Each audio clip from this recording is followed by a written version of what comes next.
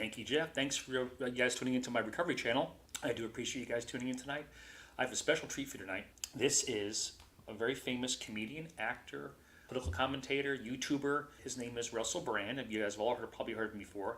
Russell Brand is famously sober. He's been sober for about 19, 20 years now. He does a lot of talks about sobriety and serenity and codependency, things of that nature.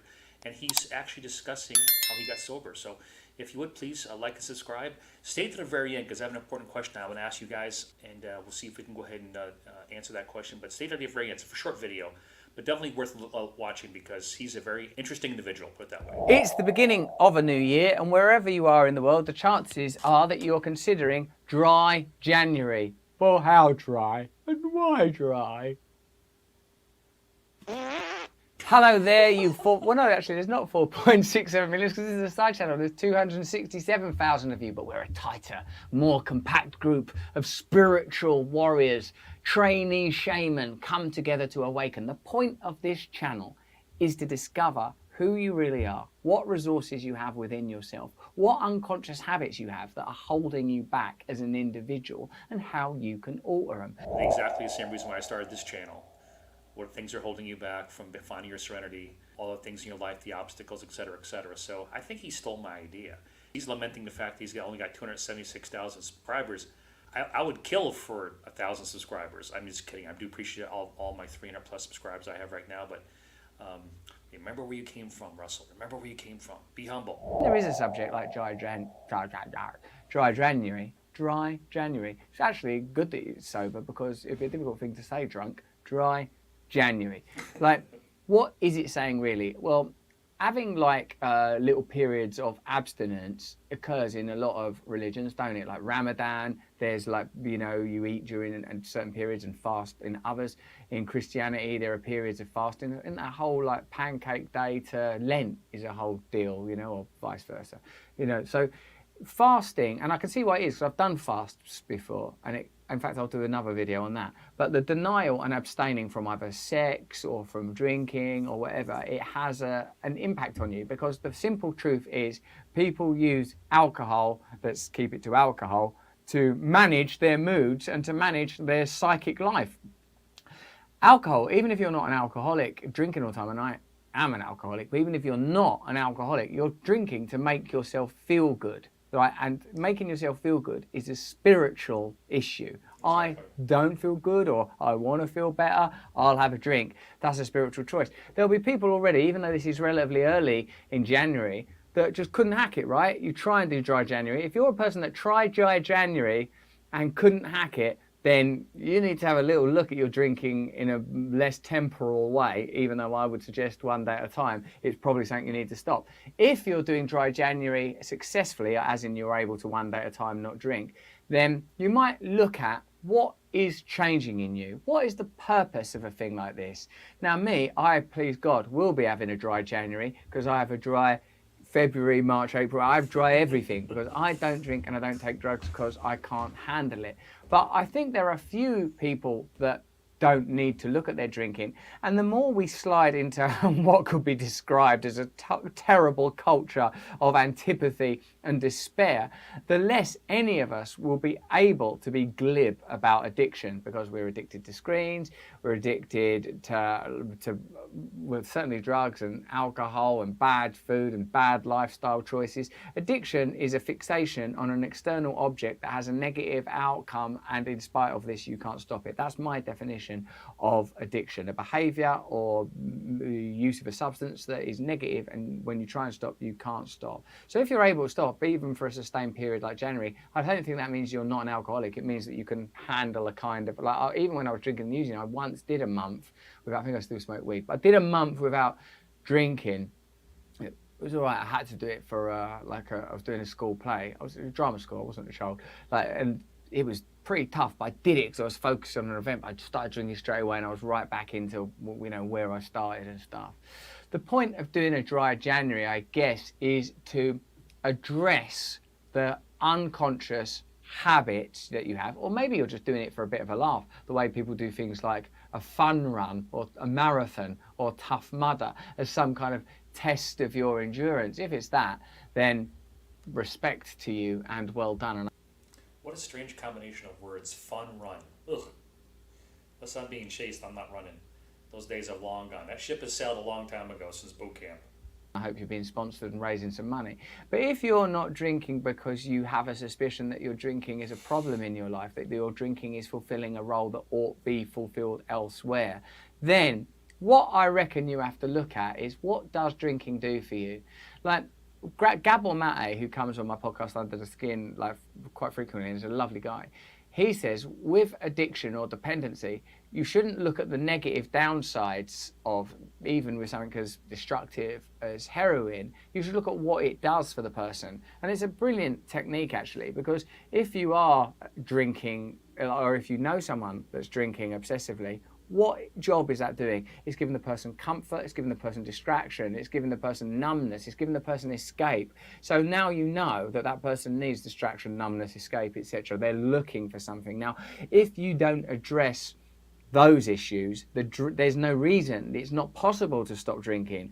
Like many people stop drinking and then don't enter into a program of support, of active recovery and spiritual change. And I think it's very difficult. I do know people that have stopped drinking without the kind of support that I get. I belong to anonymous support groups around dependency.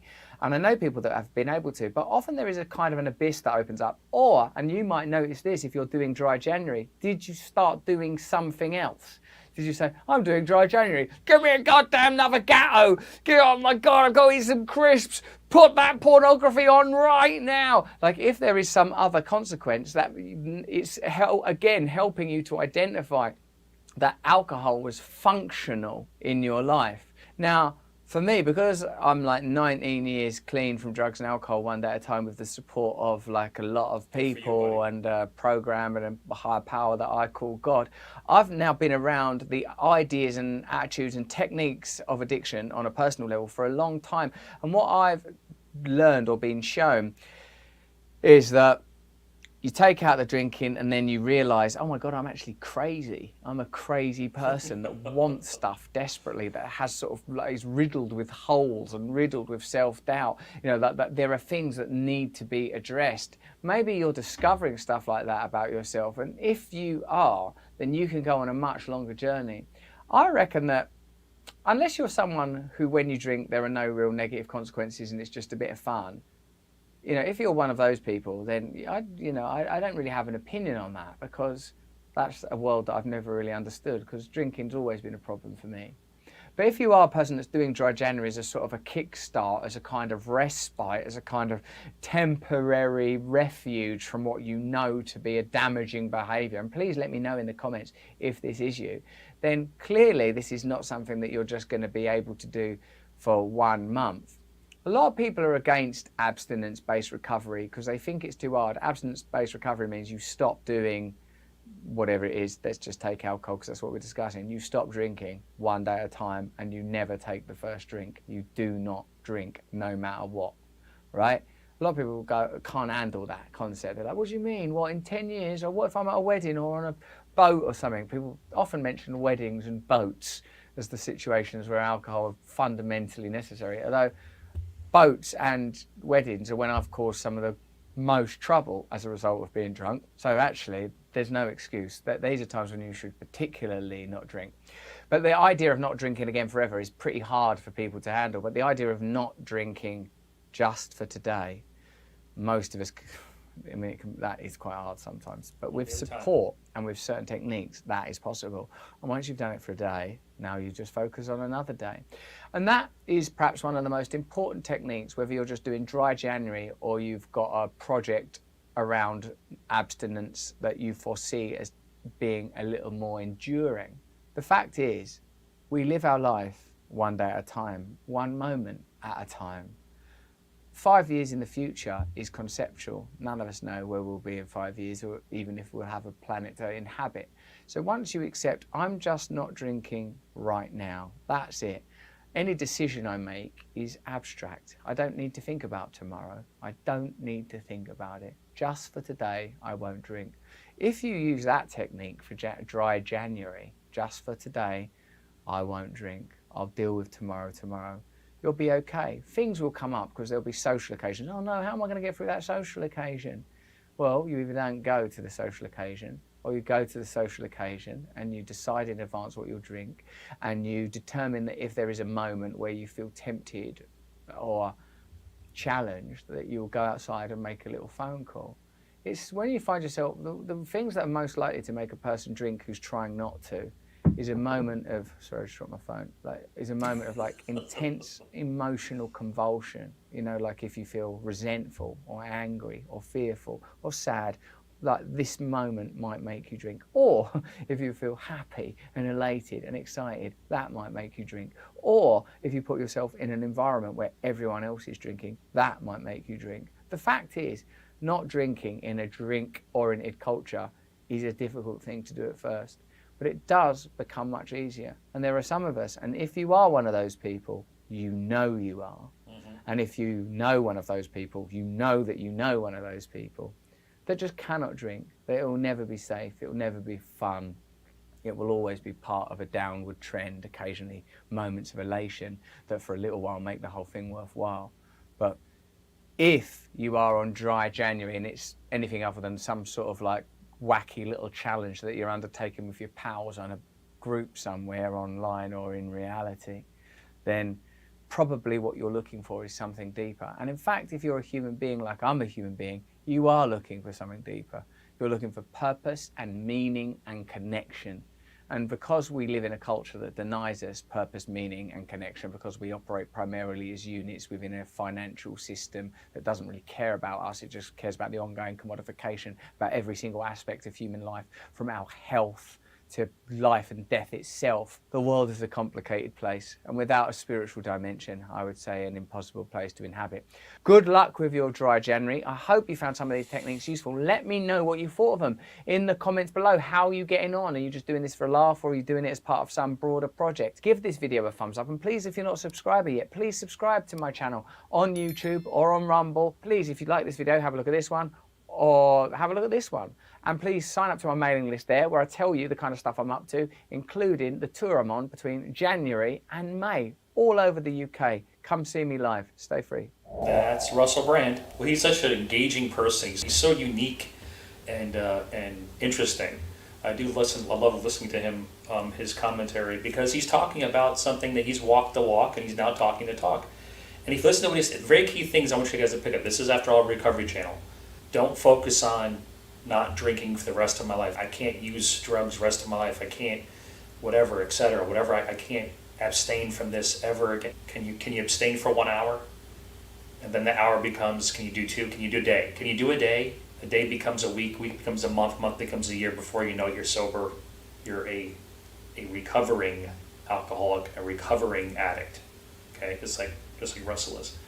So that's what I wanted to show you guys tonight. This is a disease that affects everyone. No one is exempt from this disease.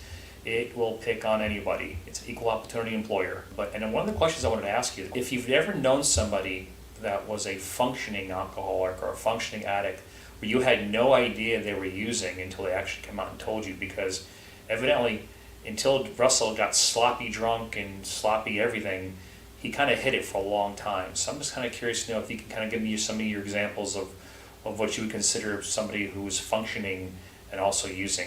Leave it in the comments. Thanks for coming in tonight.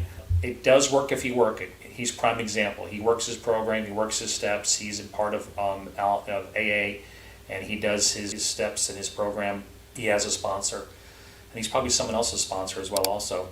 So like, subscribe, comment, say a prayer for the prayerless, people that no one prays for. And by all means, it has to start with somebody. So why shouldn't it start with you? Why not start with you? All right? Have a good evening, guys. God bless you, and I'll talk to you soon. Thanks for tuning in.